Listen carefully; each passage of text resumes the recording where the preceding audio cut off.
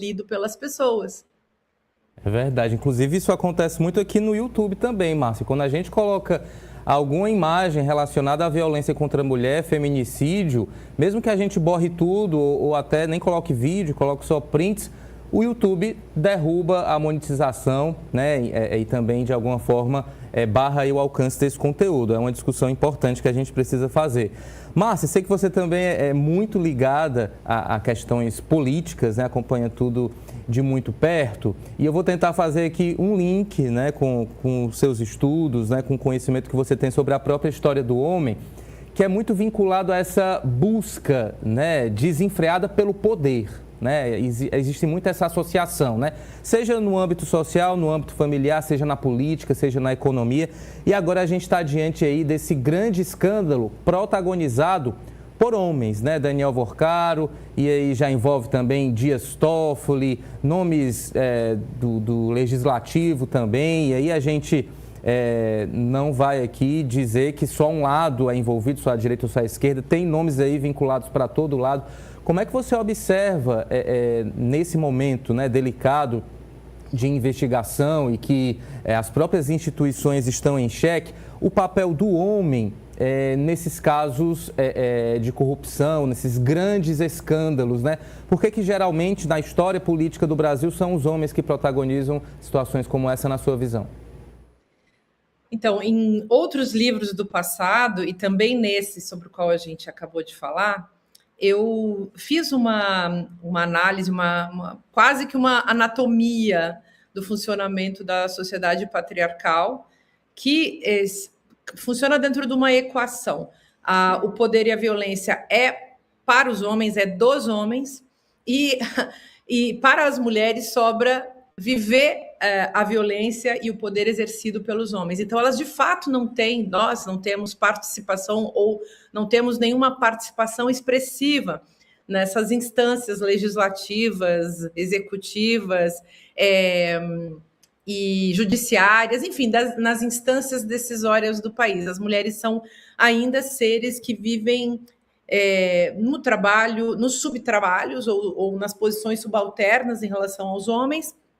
E eu diria assim para as pessoas que não são especialistas, não estão tão envolvidas assim com as discussões mais profundas, mais filosóficas, epistemológicas, sociológicas e tal, eu diria que os homens são duas coisas. Uma, muito ruins de serviço, ou seja, eles não sabem trabalhar, porque eles não aprenderam uma coisa que as mulheres aprenderam. Nessa equação que eu falei, tem um outro fator que é o detalhe importante. Os homens foram subjetivados, aprenderam a ser violentos, a violência é a matriz de subjetivação dos homens, e o cuidado é a matriz de subjetivação das mulheres. Então, as mulheres aprendem a cuidar. Para cuidar, você tem que trabalhar, e é isso que elas fazem. Os homens, por sua vez, vivem da violência e vivem do poder que está a ela associado. E quando eu digo que eles são muito ruins de serviço, eu quero dizer, eles trabalham apenas para eles mesmos, como se eles estivessem num jogo. O motivo pelo qual os homens fazem política é narcísico. Olha o Congresso Nacional. Os homens querem o quê? Eles querem aparecer, eles querem poder, eles querem dinheiro, eles querem rir, eles querem se satisfazer e eles querem ser adorados e cultuados. Aliás, na pergunta anterior eu não tive tempo de falar do que é a ginecropolítica, né? Me passei dessa questão, mas é isso também que se trata. Os homens, eles vivem numa espécie de jogo de expulsar as mulheres, matar as mulheres, evitar que as mulheres façam parte do poder, e tudo isso diz respeito a isso que eu chamei, então, de ginecropolítica. É uma política que calcula sobre o corpo das mulheres para que elas fiquem no trabalho doméstico, fiquem no trabalho que eles não querem fazer, e não avancem para dentro das instâncias em que eles vivem os seus privilégios. Então, as mulheres devem servir para sustentar os privilégios dos homens inclusive, quando elas se tornam desnecessárias ou se tornam incômodas ou se tornam, enfim, indesejáveis, elas são eliminadas, podem ser eliminadas através de um silenciamento, apagamento, vivem sendo ameaçadas, até podem ser mortas, assassinadas, como a gente viu casos que não podemos esquecer, o da Marielle Franco, no Rio de Janeiro, em 2018. Então, o Congresso Nacional tem sido um exemplo muito evidente de que a política dos homens não serve ao Brasil.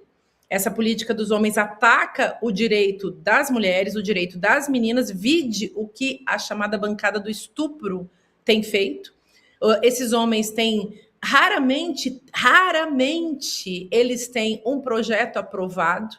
Quando eles levantam projetos, são sempre projetos muito absurdos. Por exemplo, um projeto de lei para acabar com a lei do aborto no Brasil, que é uma lei que beneficia apenas mulheres que foram violentadas e, sobretudo, meninas. E por aí vai. Então, a gente tem esses exemplos muito tristes e, do meu ponto de vista, é porque os homens aprenderam a lidar e a se organizar através da violência.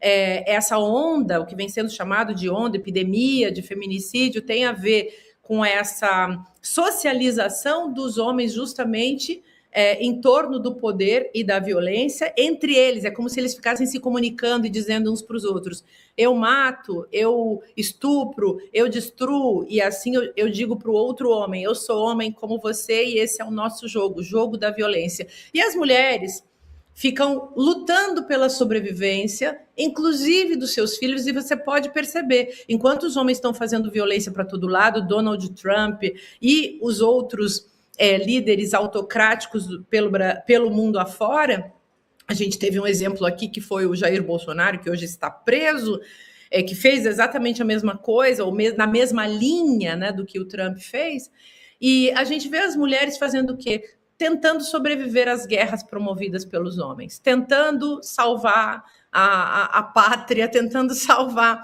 a sua família, a sua comunidade.